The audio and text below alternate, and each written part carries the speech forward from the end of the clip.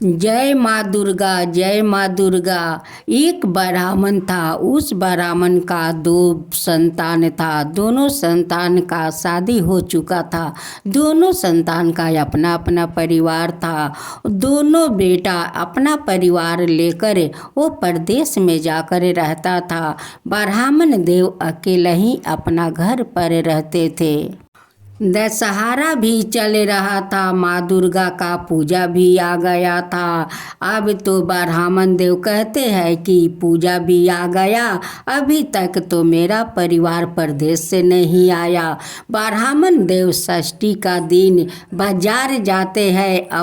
बाजार से फल फलहार नारियल माँ दुर्गा का श्रृंगार सब कुछ खरीद लेते हैं और खरीद कर बैग में भर लेते हैं। अब तो बैग भार हो गया। अब तो ब्राह्मण देव उठा नहीं पा रहे थे। वहीं पर एक रिक्शा वाला का रिक्शा था। जो रिक्शा वाला मदिरा पीकर वो सो रहा था। अब तो ब्राह्मण देव कहते हैं कि इस रिक्शा का मालिक कौन है, इस रिक्शा का मालिक कौन है। मालिक तो मदिरा पीकर सो रहा था। अब तो माँ दुर्गा देखती है कि ये तो ब्राह्मण देव मेरे लिए तो सारा समग्रही किने है, तो मैं ही चली जाती हूँ। अब माँ दुर्गा अपना भेष बदलती है और उस रिक्शा के पास आकर कहती है कि बाबा ये तो रिक्शा मेरा है। ब्राह्मण देव उस लड़की का मुख निहारते हैं और कहते हैं कि बेटी तुम रिक्शा चलाती हो, तुम्हारा माता पिता पढ़ा लिखा कर कोई और दूसरा काम नहीं दिलवा सके कि तुम रिक्शा चलाती हो। माँ दुर्गा कहती है कि बाबा मेरा कोई नहीं है, बस मैं रिक्शा चलाती हूँ और अपना पेट भरती हूँ, यही मेरा काम है। ब्राह्मण देव कहते हैं कि बेटी मुझे तो पंडाल जाना है, ये सारे सामान तो अपना दुर्गा के लिए मैं खरीदा हूँ। माँ दुर्गा बैग अपना रिक्शा में रख लेती है और उस ब्राह्मण को रिक्शा पर बैठाकर उस पंडाल में ले जाती है। कहती है कि बाबा आपको और कोई काम है। ब्राह्मण देव कहते हैं कि हाँ बेटी काम तो बहुत सारे हैं, ये अपना मेहनत का पैसा ले लो। माँ दुर्गा कहती है कि नहीं बाबा आप तो दुर्गा के लिए ये सारा सामान खरीदे हैं, मैं क्यों पैसा लूँ, मुझे पैसा नहीं चाहिए बाबा। चलिए आपके साथ मैं प्रसाद बनाने में मदद कर देती हूँ बाबा। प्रसाद बनाते बनाते माँ दुर्गा ब्राह्मण देव से बहुत कुछ पूछ लेती है। माँ दुर्गा ब्राह्मण देव से सवाल पूछती है और ब्राह्मण देव उस सवाल को जवाब देते हैं। ब्राह्मण देव का तो ये भी पता नहीं है कि जो उनसे सवाल पूछती है वही तो माँ दुर्गा है और उनकी साथ साथ काम में हाथ बटाती है। माँ दुर्गा पूछती है कि बाबा कुंवार महीना जब चढ़ जाता है तो आकाश इतना क्यों गरजता है, क्यों वर्षा होता है बाबा। तब ब्राह्मण देव जवाब देते हैं कि बेटी वो आकाश नहीं गरजते, वो तो महादेव गरजते हैं। माँ पार्वती इस धरती पर आना चाहती है, महादेव आने नहीं देते हैं, उसलिए भगवान महादेव गरजते हैं और माँ पार्वती रोती है। ये जो वर्षा होता है ये माँ पार्वती का आँख का आंसू है बेटी, आँख का आंसू है, वो महादेव आने नहीं देते हैं। जब माँ पार्वती मह के आने चाहती है तब इन दोनों में लड़ाई शुरू हो जाता है। माँ पार्वती अपना महके आएगी और भोलेनाथ तो आने नहीं देंगे, इसलिए दोनों में लड़ाई होता है। भोलेनाथ माँ पार्वती पर गरजते हैं और माँ पार्वती का आँख से झर झर आंसू गिरते हैं, वही बरसात होता है बेटी। भोलेनाथ कहते हैं कि देखिए पार्वती, आप तो अपना बच्चों को लेकर महके तो चले जाएंगे, लेकिन मैं तो अकेला कैलाश पर रह जाऊंगा। अब मुझे भांग पीस कर कौन देंगे। गणेश जी अपना माता जी से कहते हैं कि माँ, अब तो लगता है कि पिताजी हम लोग का मामा का घर नहीं जाने देंगे माँ। गणेश अपना विष्णु मामा का पास जाते हैं। विष्णु जी देख कर कहते हैं कि क्या बात है गणेश कि आज तुम मामा का पास पधारे हो। कहते हैं कि ऐसे ही है मामा, ऐसे ही बात है कि देखिए पिताजी माँ को अपना महके नहीं जाने देते हैं, इसलिए दोनों में रोज झगड़ा होते रहते हैं मामा जी। इसका संविधान आपको निकलना होगा मामा जी, आपको निकलना होगा। आप चल कर पिताजी को समझाइए बुझाइए कि माँ को कई दिन के लिए वो महके जाने दे। गणेश का बात सुनकर विष्णु भगवान और ब्रह्मा जी दोनों कैलाश पर आते हैं और महादेव जी से कहते हैं कि क्या बात है जीजा जी, आप क्यों क्रोध है, बहना को जाने दीजिए महके। महादेव जी कहते हैं कि पार्वती अपना सभी बच्चों को लेकर महके चली जाएगी तो मैं तो अकेले कैलाश पर पड़ी रहूँगा। ब्रह्मा और विष्णु जी महादेव को बुझाते हैं कि देखिए वो तो जाकर 2-4 महीना तो रहेगी नहीं, वो 15 दिन के लिए जाएगी, अब फिर तो उन्हें कैलाश पर लौट कर या नहीं होगा। वो तो सारा जीवन के लिए कैलाश पर रहेगी। महके के तो 2-4 दिन के लिए बेटी मेहमान होती है, आप क्यों नहीं उन्हें 15 दिन के लिए जाने देते हैं। महादेव जी कहते हैं कि 15 दिन मेरे लिए तो 15 बरस होता है।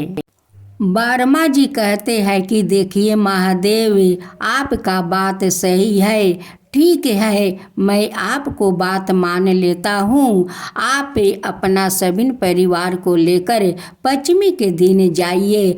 षष्ठी का दिन तो आपका भी स्वागत वहाँ पर होगा, आपको स्वागत हो जाएंगे, आप चले आएंगे। आप बहन 3 दिन का बाद आएगी, वो 7वीं 8वीं 9वीं को रहेगी या 10वीं के कैलाश पर चले आएगी। भोलेनाथ ब्रह्मा जी को बात मानकर कहते हैं कि ठीक है। भोलेनाथ पंचमी का दिन अपना सभी बच्चों और माँ पार्वती को लेकर वो धरती पर आते हैं। षष्ठी का दिन उनकी पूजा होते हैं। सारे भक्त लोग बेल गाछ में उनकर पूजा करते हैं, केला गाछ को गणेश जी का पूजा करते हैं।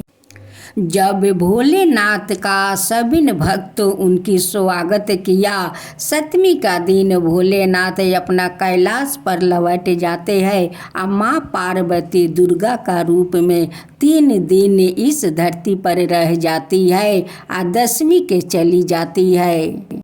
ब्राह्मण देव कहते हैं कि यही माँ दुर्गा का कहानी है बेटी, यही माँ दुर्गा का कहानी है। माँ दुर्गा उस ब्राह्मण से कहती है कि बाबा, आप तो भगवान महादेव का और माँ दुर्गा का बहुत अच्छा कहानी सुनाए, बहुत अच्छा कहानी सुनाए बाबा।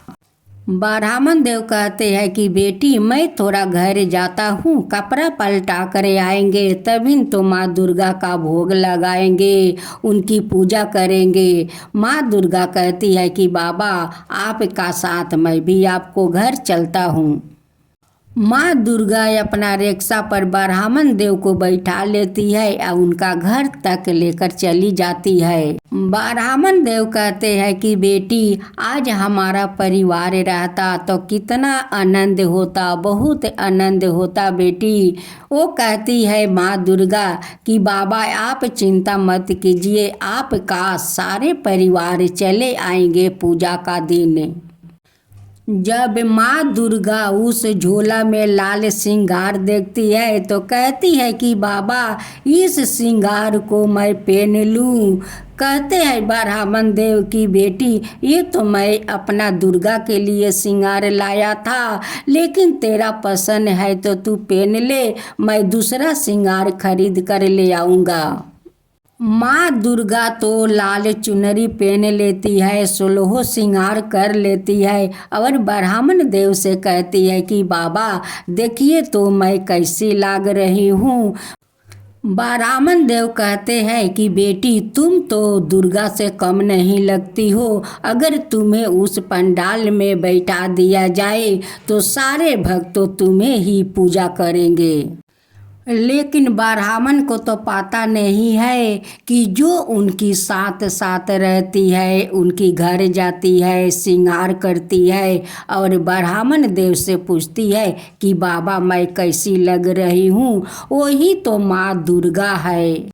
जब माँ दुर्गा उस ब्राह्मण को अपना रिक्शा पर बैठने के लिए बोलती है तब ब्राह्मण देव कहते हैं कि बेटी तुम इतना 16 श्रृंगार करके रिक्शा चलाओगी। कहती है कि हाँ बाबा मेरा तो यही काम है, आप रिक्शा पर बैठिए, मैं रिक्शा चलाकर आपको पंडाल तक ले जाऊंगी। जब माँ पंडाल में आती है, ब्राह्मण देव थाल सजाते हैं पूजा को, तभी नहीं उसी समय माँ दुर्गा उस मूर्ति में जाकर स्थापित हो जाती है। जब ब्राह्मण देव इधर लड़की को देखते हैं तो लड़की तो ना पाता है, माँ दुर्गा को देखते हैं तो कहते हैं कि माँ दुर्गा अपने आप कैसे साज ली, कैसे श्रृंगार कर ली, और उस लड़की का तो कोई पता नहीं है कि वो लड़की कहाँ भाग गई। ब्राह्मण देव तो बहुत आश्चर्य में पड़े हुए थे कि माँ दुर्गा अपने से कैसे श्रृंगार कर ली और उस लड़की श्रृंगार करके कहाँ चली गई, उसे तो कोई पता नहीं है।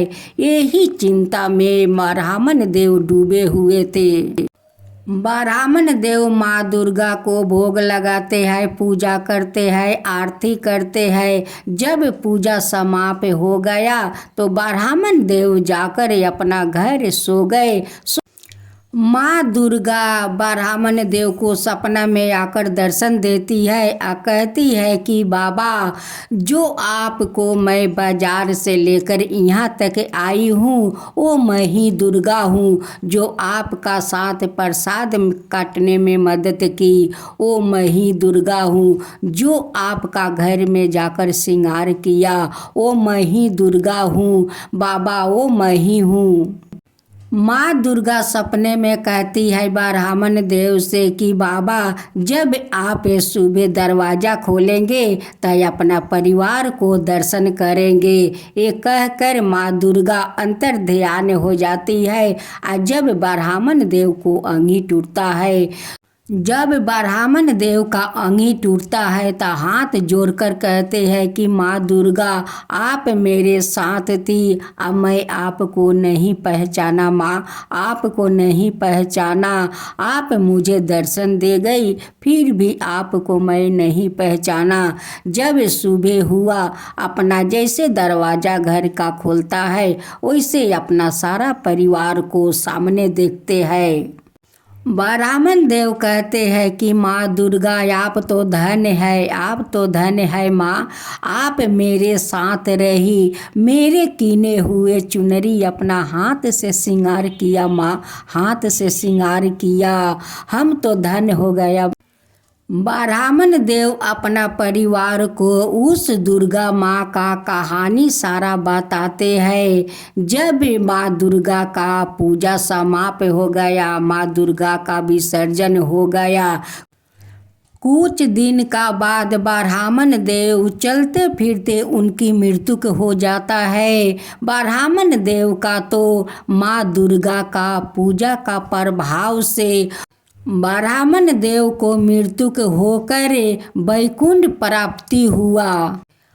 हे माँ दुर्गा, जैसे आप उस ब्राह्मण को साथ रहकर उनकी पूजा में मदद किया, अपने ही पूजा में अपने ही मदद किया, वैसे ही सब कोई का ऊपर कृपा कीजिए। हे माँ दुर्गा, सबका ऊपर कृपा कीजिए। जो आपका कहानी कहे, जो सुने, जो हूँ कर भरे, उन सब का ऊपर कृपा कीजिए। हे माँ दुर्गा, सबका ऊपर वैसे ही कृपा कीजिए। माँ दुर्गा की जय हो, माँ दुर्गा की जय हो।